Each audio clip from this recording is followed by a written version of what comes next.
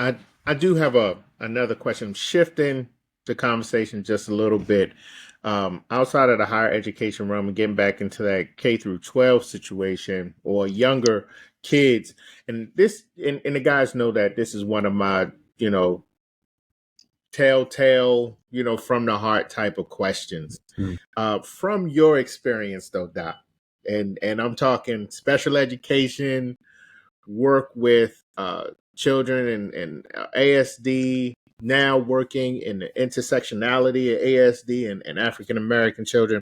Yeah.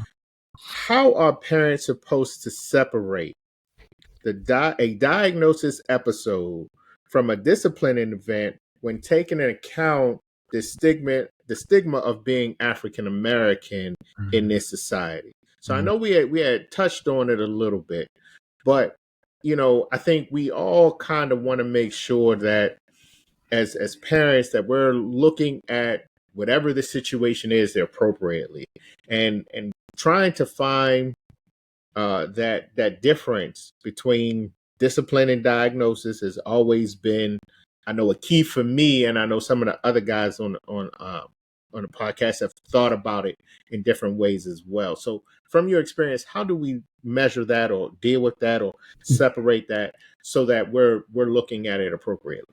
Yeah, that's a good question, man.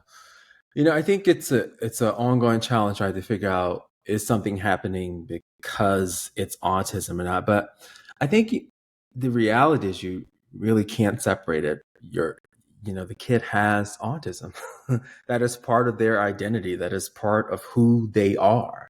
So to some degree, or all behaviors related to autism, because it's part of who that child is.